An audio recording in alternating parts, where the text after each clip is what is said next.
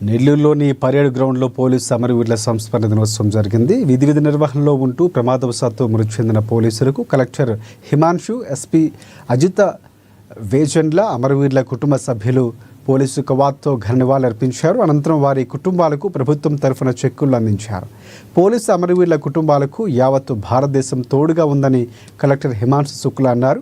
దేశం స్వేచ్ఛగా స్వాతంత్రంగా ఉండటానికి పోలీసులు విరోచిత పోరాటాలే కారణమని ఎస్పీ పేర్కొన్నారు.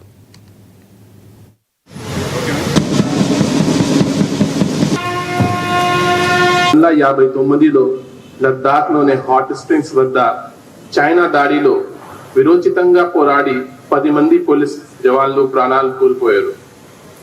వారి త్యాగాన్ని గుర్తుగా ప్రతి సంవత్సరం అక్టోబర్ 21న పోలీస్ అమర్ వీరులు దినోత్సవం జరుపుకుంటున్నాం. అందరికీ ఈరోజు నేషనల్ పోలీస్ డేగా కూడా గుర్తించడం జరిగింది. 2024 సెప్టెంబర్ 1 నుండి 2025 అక్టోబర్ 1 వరకు దేశవ్యాప్తంగా విధి నిర్వహణలో 191 మంది పోలీసులు ప్రాణత్యాగం చేశారు. మన నెల్లూరు లోపల మనందరం కూడా చాలా మంది పోలీసుల్ని ప్రతిదినం చూస్తున్నాము. వారి ప్రాణాన్ని అర్పిస్తున్నారు. మనం ఒక దేశంగా ముందుకు వెళ్ళడానికి, మనం స్వేచ్ఛగా స్వతంత్రంగా ముందుగా సేఫ్ గా ఉంటేనే మనకి డెవలప్మెంట్ అనేది ఉంటుంది. అది సాధించడానికి పోలీసులు చాలా కృషి చేస్తున్నారు.